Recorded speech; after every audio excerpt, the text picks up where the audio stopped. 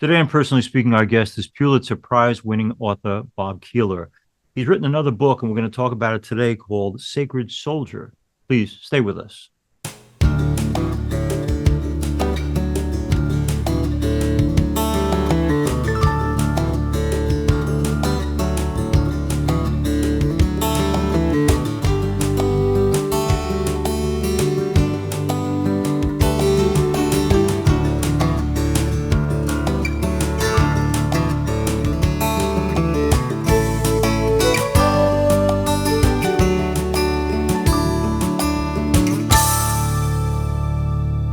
Hello and welcome to Personally Speaking. I'm your host, Msgr Jim Lisante, and Pulitzer Prize winning journalist Bob Keeler joins me now.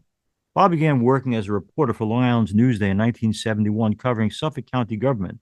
In the late 70s, Bob served as Albany bureau chief, and his experience in political coverage included the 1974-1978 New York gubernatorial races, the 1976 and 1980 Democratic presidential conventions, and several campaigns for United States Senate from New York.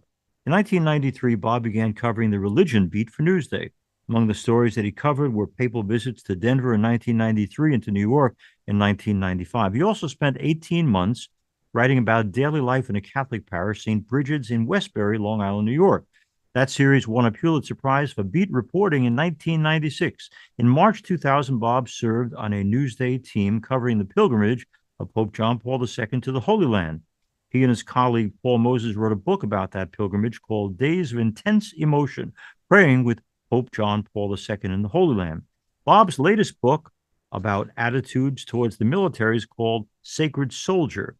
The subtitle is The Dangers of Worshipping Warriors. Bob is married to Judith. They're the parents of two adult daughters, Rebecca and Rachel, and the grandparents of 5 children. Bob is here with us to talk today about his life, his journalistic career, his faith and values, and about this exciting new book called Sacred Soldier. We welcome Bob Keeler back. He has a new book out, and it's called Sacred Soldier. The key is what's underneath. The Dangers of Worshipping Warriors. Now, a lot of people write books about the military, Bob, and they're usually armchair people who have not experienced it. Back in the 1960s or 70s, through Lyndon Johnson, so it must be the 60s, you got the honor of being sent to Vietnam to serve. So when you were in the military service, did you consider it a burden or an honor back then? Well, as the book points out, I wasn't considering much of anything. I was sort of blank. People. This was 65, right? So I was at Fordham University. I had a 4.0 index in my freshman year, and in my sophomore year, I got into my head that I was afraid that I was going to get a B+ and mar my perfect 4.0 index. So I did what anybody would do in the circumstance when there's a war going on and you're in college. I dropped out of college in 1965, an act of breathtaking neurosis. And so then not too long after that, I got my letter from Lyndon Johnson with a subway token scotch taped to the top of Wow. Now, a lot of the listeners to this podcast might not know what a subway token is. In the era before the little Metro card, you got a little token. It was a little coin and it had the NY in the middle of it. Anyway, so yeah, I was drafted and I wasn't paying attention. I didn't have any feeling that I wanted to go fight and kill commies for my country. Mm-hmm. I didn't have a sufficient feeling that I wanted to flee to Canada. In fact, probably the best illustration of my level of ignorance at the time was that in April of 65, there was a huge demonstration against the Vietnam War in Manhattan, perhaps the biggest up to that point. Mm-hmm. Did I go to that? No. But in August of 65, the Beatles came to Shea Stadium. And, if you're a Met fan, you always assume that the worst is going to happen. And in that era, the Beatles fans used to throw jelly beans at the Beatles. And so in my little Met fan head, I got into my head that there would be a jelly bean lurking in the infield grass. And at some future game, the ball would hit that jelly bean and hop up and hit my shortstop in the neck. So a friend of mine and I, we picketed the Beatles. Okay. And, the Beatles fans were less than amused, let's put it that way. They would try to grab my hat, my signs. Some guy from the United Press International interviewed me and asked me what this was all about. And I said, Well, the Beatles at Shea Stadium is like a burlesque show in church. And that was the quote that led the thing the next day. So all of that is to say that I was really, really ignorant. And when the Iraq War, the run up to the Iraq War came around, I was kind of ticked off at people not seeing how bad an idea this invasion was. On the Newsday editorial board, I argued against it as strenuously as I could, but I lost that argument. So I wrote a piece for a little online publication called In the Fray. And the headline of the piece was War in a Time of Ignorance. And it was about sort of a confessional piece about my own ignorance during Vietnam and how it was kind of nervy on my part to be upset with people in the Iraq setting for not paying attention, not knowing what was going on. So that piece eventually became the introduction to the book. The online piece now changed around. But other stuff happened along the way to sort of wake me up. And I would say perhaps the first thing was my brother dying of Agent Orange poisoning. He was with an engineering battalion in Vietnam, and they used the Agent Orange to spray on the side of the roads to keep the Viet Cong from being able to shoot at them and to clear the path for whatever they were building. And he came back and he had these horrible symptoms. He couldn't even drink a glass of beer without getting sick. And that's a fairly typical symptom of dioxin poisoning. And he was found dead in his apartment, age 36. And he'd been there for like 3 days. So I had to identify his body. And it wasn't the only thing I could identify was the dimple in his chin. Wow. So now I show up at the funeral home and there's an American flag on top of the coffin. And so I walked up to the flag, took the flag, and threw it on the floor of a closet. And my sister was kind of ticked off at me. She said, well, but he's entitled to an American flag. And I hadn't really done much reporting on it by then, but I had a pretty strong sense that my government, with this wicked war, had killed him. So that sort of really got me started thinking. And then the Gulf War comes around. At the time, I was working on a long project for the State University of New York, about the State University of New York. And they wanted me to write about the peace movement and the opposition to the first Gulf War. So I did. And that's when I got in touch with Pax Christi, the Catholic peace movement. I interviewed a couple of folks from there, and I said to myself, wait, why am I not in Pax Christi? What have I been missing all these years? Why am I not seeing war and peace through the lens of my faith? So I joined. And that started me thinking and so on. So over the years, I was building up, I think, to this book. One of the things that happened later on was I wrote a piece about a play about women veterans. Wrote a column about that for Newsday. It's called In Our Own Voice, and it was based on interviews with about 25 women veterans. And they relayed their experiences in the military.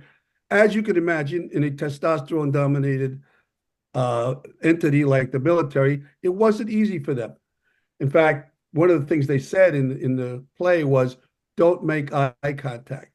In other words, if you see a guy who's not part of your unit, don't make eye contact with him because it's not going to work out that well for you. You're going to be, And then I found out that the Pentagon estimated at the time that there were 26,000 cases a year of sexual abuse in the military. One buddy on another buddy, male and female, mostly male and female. So that really got me thinking. Then I interviewed one of the women. What we did was that in the play, the women were played by equity actresses. And then after the evening's performance was over, we'd have an actual veteran get up and answer questions. And one of the veterans I heard seemed very interesting to me. So I interviewed her later on. And her story was just horrifying. She, like many people who sign up for the military, she signed up not out of any sense of patriotism or wanting to kill commies for America. She needed money for college. And they gave her a bonus. And she was a very bright woman. She wanted to do explosive ordnance demolition. As she explained it, I'll use a slightly rough term. She liked to blow shit up. So that's what she did. She's in Afghanistan. She's 3 days from returning to this country and getting out of the army. And some guy that she met once, he was in a K-9 unit or something like that, came to her tent and said that he wanted to have sex with her. she made it pretty clear that she was not interested in having sex with him. So he raped her. And now, months later, she's back out of the army and she's working as a civilian on an army post. And she runs into this guy, the guy who raped her.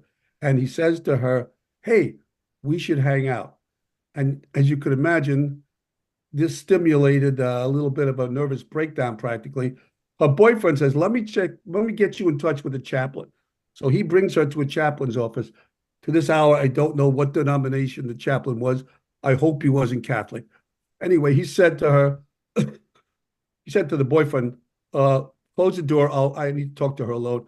And then he says to her, you know why you were raped? You're not right with God. You need to be going to church. So I use that story in the book as a framework to tell the story of sexual abuse in the military. At a later time, the Pentagon estimated 36,000 cases a year. Let's go back to something that happens to me all the time, Bob, related to everything you're saying. I'm on some master mailing list of every politician in America, and I get most mail from people who say, because I was in the military, that's my primary credential. And they're not telling about any, higher education degrees or things they've accomplished in their life. Time and time again, they begin by saying, when I was giving my country military service, do you think military service is a qualification for higher office? Well, I have a chapter in the book called Vote for a Vet, question mark. Right. And I point out that there are good vets and there are bad vets. Mm-hmm. Lee Harvey Oswald, I would say, was a bad vet. He shot John Fitzgerald Kennedy. And that, of course, there's a lot of stories about to what extent he was involved, where the CIA was and all this, because Fitzgerald Kennedy had come around to the view that we needed to get out of Vietnam. And he had set the wheels in motion for that to happen. So once he's dead, Lyndon Johnson's the president, and he doesn't want to be the one who loses Vietnam. And they used to have this film called Wah Vietnam, with Lyndon Johnson talking. And I had to watch that film when I was in the military. So, yeah, good vets and bad vets. Lee Harvey Oswald's bullet in John Fitzgerald Kennedy's brain essentially caused 58,000 lives because Kennedy would have gotten out of Vietnam. And then there's Jeffrey Dahmer, the cannibal. Go back further, Benedict Arnold, Timothy McVeigh, who blew up the building. My current bad vet is Tom Cotton, who's a senator. I see how you pick on Tom, and yet he's a senator. I just wrote a piece about him recently. When he wanted, what did he want? The International Criminal Court is investigating what's happening in Israel, Gaza, and he said something like, "If you come after Israel, we're coming after you." He is a dangerous dude. Bob, he was a guest on our show. I think I got to work it out. We'll split the screen and have you and Tom on together. Might make it much more interesting. Now, I was expecting an email from him after this came out, but there's nothing in there that I wrote about him that is not very well backgrounded and anchored in the truth. So now this toxic masculinity that you write about, we had also on the program Josh Hawley, the senator from Missouri, who's written a book called Manhood, where he celebrates people asserting themselves and their masculinity. What is the difficulty with masculinity in the armed forces? Is it that whole rape and abuse thing you're mentioning? Or that's part of it, but it's just, I think that's the major part of it. And, the problems it causes for women. I mean, I have sort of conflicting feelings about women in the military. If they want to be in the military, I feel they should have that opportunity. But I don't think it's not really a very good opportunity for them. I have some stuff in the book about, even in the Canadian military, the weird stuff that they have you do. I don't want to discuss that on a podcast with a family audience, but it's worth reading the book for that particular color. Yes. Yeah. There's a lot of sexualized stuff that you have to prove your masculinity, and when I was in the military, they'd make you do the stupidest stuff. They used to have this thing called a ranger formation, where you would polish the floor with your undershirt while wearing the undershirt. You would be like scooting along the floor.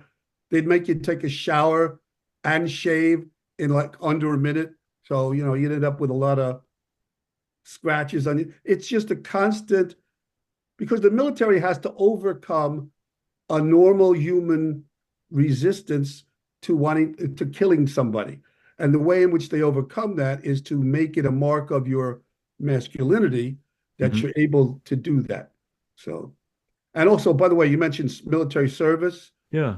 When I write about it, I never refer to it as service because I associate the word service with, Jesus, our great brother. Mm-hmm. Jesus said, I did not come to be served, but to serve. So I always write around that. And I know guys who've written about the military who have the same approach.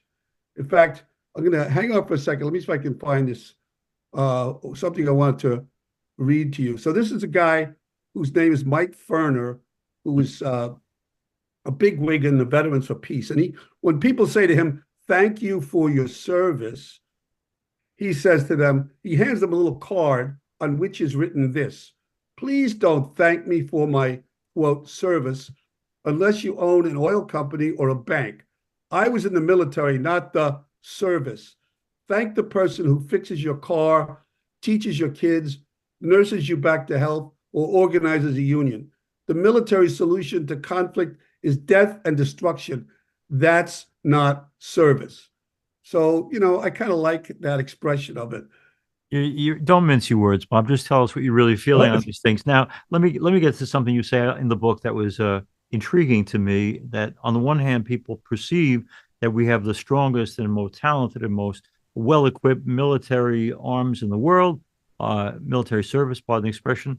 But then you say, but we haven't won a war since 1945. Now, our friends in the first Iraq War might disagree with you on that. They think of that as a victory, but we can argue that point. Why would it be, though, that the strongest nation in the world militarily has not been successful in Korea and Vietnam and any number of other places? We pick bad wars. And that's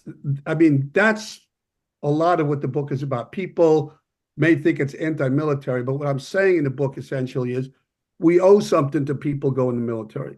First of all, we owe them a Miranda warning on the way in, kind of like what the rabbis give if you're trying to convert to Judaism. You want to convert to Judaism, the rabbis have to say to you, wait a minute, you really want to join Judaism? Bad things have happened to us over the centuries. So, yeah, well, it's a little bit, getting to be Catholic is not quite as difficult, but you have to go over some hoops. Yeah. So recruiters should give a Miranda warning, but they don't, because it's hard to recruit people for a job that could end you up dead, lying in a foreign country, screaming for your mom with your guts falling out. So they have to offer all kinds of incentives. We'll train you in a skill that will help you in civilian life. But the bottom line is what the military needs is what counts. So if they need riflemen, you're going to be a rifleman. And that's whatever promises they made to you about computers. So they need honesty on the way in. And then when they're in, they need to be protected from useless deployments to unwinnable wars. There's a guy who's the mayor of a little town in Utah who went on a fifth deployment, and he was training somebody in Afghanistan. He was training people in Afghanistan to help fight against whoever, and one of the people who was training killed him. So he left behind a wife and 7 kids. That deployment, obviously, I don't know whether he chose that deployment or he didn't have a choice or whatever, but the bottom line is a deployment to something that's not winnable. Nobody has ever won anything in Afghanistan. In, So, in his book, Sacred Soldier, Bob Keeler talks about the service he gave in terms of, pardon the use of the service again. It's just innate in us of the fact that you were drafted. But Bob, you and I both know that shortly thereafter, through the greatness of Richard Nixon, we developed this volunteer army. Tell us, as you do in the book, what's the difference between a person who is brought in by the draft and a person who volunteers, and what has that done for those in the military today? well, it's a very professional military in some senses, but another effect of the all volunteer force is that it's very separate. The military is very separate from the rest of the country. People say things like, thank you for your service. They say support the troops, but they have no clue. I mean, the civilians have no clue about what goes on in the military. If you told most civilians that a lot of people in the military have to rely on food stamps to feed their families, they would be kind of shocked by that. because, whoa, don't we have the biggest military budget in the world? Yeah, we do, but it goes to buy weapon systems like the F-35, a fighter plane that I refer to as the little plane that can't. Mm. So, you know, the money is not going to the troops, it's going to those weapon systems. And that's one of the problems we have, is that we have a defense budget of about $885 billion right at the moment. And if you recall, at the time of 9/11, the budget was about a little short of 500 billion. And a bunch of guys with box cutters were able to defend, to overcome our military. So, we picked the wrong wars, and it's really difficult to win them. And then when people get out, most people wouldn't realize this, but a lot of people come out as veterans, and they've got PTSD, or they've lost a limb or several limbs, and sometimes they can't get help from the Veterans Administration, and that's because of something called bad paper, which is anything short of an honorable discharge. If you have anything short of that, that's bad paper, and you can't get veterans health care. And the reason for that is that when Congress first created the GI Bill, they wanted it to apply very broadly to everybody. Mhm. But over the years, Congress has said, we support the troops, but when it comes to giving money to the VA to hire staff that can screen people and get them into, they don't do that. So the VA has a narrower ability to accept patients, and as a result, people end up either on waiting lists, or if they have bad paper, they end up not getting help at all. So talk to the troops on the way in, let them know what's going to face them. Don't send them on bad assignments to wars they can't win. And when they get out, give them the medical care that they need. Let's go with your issue of bad wars, good wars, if there are any. So let's make this a contemporary discussion for a moment. What do you do if you're in leadership in America, if these very close allies of ours, namely Israel, are going down, that they're surrounded, and in fact, it looks like they're going to be eliminated? Is that a just war for us to go in and try to help them? First of all, try to think of a war in which somebody said, let's go through those just war principles as enunciated by Cicero and St. Augustine and see if this war fits that. And then they say, nah, it doesn't fit that. We can't do that war. It has never prevented a war from happening. It's been Okay. used to color a war. But now let's get back to the case in point here with Israel. Mm-hmm. So as you know, the just war theory is based on jus ad bellum, which means the conditions for going into the war, and jus in bello, the condition of what you do in the war, how you act in the war. Mm-hmm. Jus ad bellum requires you to have a proportionate response and a chance of success.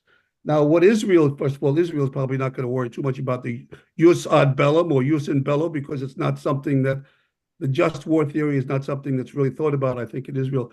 But just looking at it from our perspective of just war theory, the chances of Israel completely eliminating Hamas are pretty much zilch.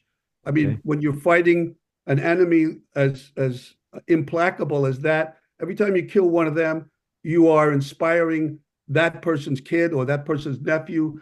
So, completely eliminating them is not a desire, not an achievable goal. And also, the response from Israel has been, to put it mildly, disproportionate. What Hamas did on October 7th was horrible and wicked, and nobody should defend it. Right. But the amount of people who've died since then is amazing and way out of proportion to what happened in the first case. So So Bob, if we applied the what would you just war do theory to this, it's tough. if you're running the American government and you don't want to see your ally go down? Do you interfere? Do you intervene? Yeah, I think that's what's been going on. President Biden he has been talking about how angry he is at Bibi Netanyahu. And, don't forget that Bibi Netanyahu has a criminal case hanging over his head. And 50 to 75% of Israelis don't want him to be in charge anymore. And basically, once the war is over, he's out. So what Right. incentive does he have to make the war be over? So it's But a what very but do you difficult send situation. American troops in there to save our Israeli allies? I would not do that. No, I would not do No. that. And And nor let's would Joe Biden. okay. What Donald Trump might do, God only knows. But Yeah. Well, I don't think in the that same people way, on a really get it. similar issue, let's go to Ukraine. If it looks like Putin actually starts having real success and maybe swallowing up that country, which would be both unjust and evil, do we send American troops or European troops to stop what seems to be a real invincible evil? Yeah, I know it's a tough question. No question about what Putin did to Ukraine, what he's trying to do to Ukraine, and what he might do to other countries in Right? Europe. It's horrible. Uh, so for somebody like me, who I essentially would describe myself as a pacifist, because Yeah. wars always end up being evil, and as Gandhi said, the only people who don't understand that Christ is nonviolent are the Christians. So we have not picked up on that yet. But take a look at the gospel. There was an early leader of the church named Hippolytus, and Hippolytus said, "You can't, if you're a Christian, you can't be in the army, and if you're in the army, you're in big trouble, and you have to come back and make amends for that, and crawl on your hands and knees for forgiveness, and you can't be killing people." Only with the Edict of Milan in 315, did the Emperor Constantine, suddenly Christians were no longer kept out of the army. They were the army. They were, we were drafted into the poisonous embrace of the state. So, the followers of Jesus for the first 3 centuries after Jesus, when they could practically still hear his voice ringing in their ears, would not go anywhere near war. And then it suddenly changed. And so it's always been a problem for us. This is a horrible situation in Ukraine. What Hamas did in Israel is horrible as well, but let's not forget that Bibi Netanyahu was supporting Hamas all along. All right. Because All right. Thank you, Bob. Take care. Yeah, bye-bye. Thanks for being with us on Personally Speaking. If you need to reach me, you can do that at personallyspeakingpodcast@gmail.com. You've been probably listening to this show on the Catholic channel at 129 on Sirius XM. We're also seen on YouTube. Search under Personally Speaking with Msgr Jim Lisante. In addition to acting as host and executive producer, Personally Speaking, I'm also the pastor of Our Lady of Lourdes Church in Massapequa Park, New York, where we post daily Mass on YouTube. So please join us at Mass, as well as on our interview program, Personally Speaking.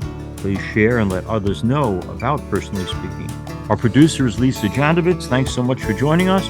We'll be with you again next time on Personally Speaking.